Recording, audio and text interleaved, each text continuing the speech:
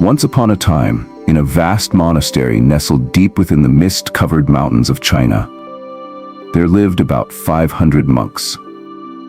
They had dedicated their lives to the path of self-realization under the guidance of their wise and revered Zen master.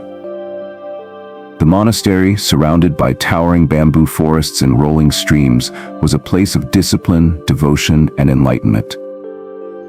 One day, a young man named Ethan, around 22 years old, arrived at the monastery seeking the truth. He had left behind a life of material pursuits, forsaking all his possessions in search of something deeper. With a determined heart, he stood before the Zen master and said, "Master, I have come here to know myself. I wish to understand the truth." The Zen master, an elderly man with eyes full of wisdom, studied Ethan for a long moment before responding. "If you truly wish to know the truth, you must be willing to stake your entire life on it. It may take you your whole lifetime, and even then, there is no guarantee that you will achieve enlightenment in this life. Are you ready for that?" Ethan, undeterred, replied, "Master, I did not come here to turn back. I am ready." The master nodded and said, "Then do one thing.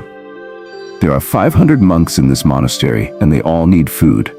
Your task is to pound rice for them, morning till night, every single day. When you get tired, sleep. When you wake up, pound rice again. Do nothing else. Do not think about anything else. Follow this path completely. Also, do not come to me again. I will come to you when the time is right." Without hesitation, Ethan accepted. From that day forward, he devoted himself entirely to his task. Every morning, before the sun even peeked over the mountains, he would begin pounding rice. He worked tirelessly until nightfall, his hands blistered, his body sore. When exhaustion overtook him, he would collapse onto the floor of the same room where he labored. He neither spoke to anyone, nor did anyone speak to him. His world was reduced to the steady rhythm of pounding rice, the scent of grain filling the air, and the quiet solitude of his existence. For months, thoughts flooded his mind. Doubts, memories, desires. But as time passed, with no new distractions, his thoughts began to fade away. Slowly, his mind grew still. After a few years, he even forgot his own name. He did not read, he did not meditate in the traditional sense, nor did he recite scriptures. He simply pounded rice in complete silence, lost in the rhythm of his work. The monastery's chief disciples, scholars well-versed in Buddhist scriptures, considered Ethan a fool. To them, he was nothing more than a menial laborer, far beneath their intellectual pursuits. They debated philosophy, recited sacred texts, and engaged in discussions about the nature of existence. But Ethan remained unfazed. 12 years passed. One day, the Zen master gathered all his disciples and made an announcement. "My time in this world is nearing its end. I must choose my successor, the one who has realized the truth. Any disciple who has attained self-realization should come forward and write a few lines near my door that encapsulate their understanding." That night, one of the chief disciples, an esteemed scholar named Patrick, carefully inscribed a verse on the wall outside the master's quarters. His words reflected his deep knowledge of Buddhist teachings. The mind is like a mirror. Dust of thoughts and desires settles upon it. To sweep away this dust is meditation. When the dust is gone, the mirror becomes clear, and enlightenment is attained. In the morning, when the Zen master saw the verse, he became furious. "Who has written this nonsense?" he exclaimed. "This is pure garbage." The chief disciple remained silent, though internally he was humiliated. His verse, though profound, was merely intellectual knowledge, not true realization. He had not signed his name beneath it, unsure if it was truly correct. The master saw through the deception and rejected it entirely. The entire monastery buzzed with gossip about the incident.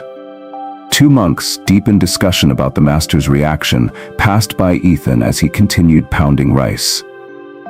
To their surprise, he let out a quiet chuckle. They stopped and looked at him with disbelief.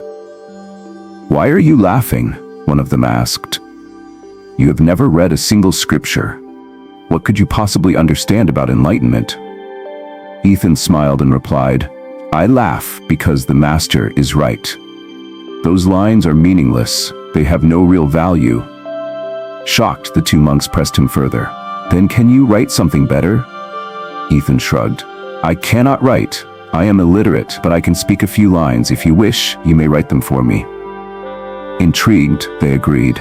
Together, they walked to the master's quarters. With a calm voice, Ethan dictated his understanding. Mind is just an illusion. There is no mind, nor is there a mirror of the mind. If the mind does not exist, where will dust settle? He who knows this has realized the truth. The monks carefully inscribed his words on the wall and signed Ethan's name below them. They expected the same furious reaction from the master as before. But that night, when the master saw the new lines, he froze. A deep silence filled the air. Without a word, he walked straight to the rice-pounding room, where Ethan was asleep. Gently, he woke him and handed him his staff and robe.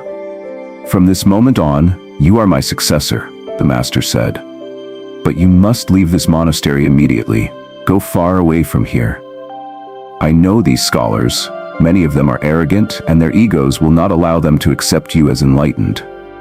If you stay, they will try to kill you." Ethan bowed deeply, touching his forehead to the floor.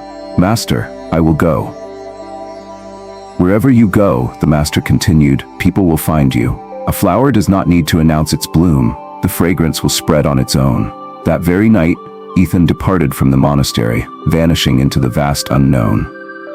In our lives, we often believe that meditation requires sitting in stillness with closed eyes, but that is not the only path. True meditation can happen even while working, walking, or performing everyday tasks. The real essence of meditation is to be completely absorbed in whatever we are doing, to the point where we forget even ourselves. Just like Ethan, who became so immersed in pounding rice that he transcended thought and attained self-realization. Zen is about living fully in the present moment without clinging to thoughts of the past or future. The mind exists only as long as thoughts do. When thoughts disappear, the mind vanishes, leaving behind only pure being. In reality, we do not need to seek enlightenment elsewhere. We simply need to lose ourselves completely in our work until our work itself becomes meditation.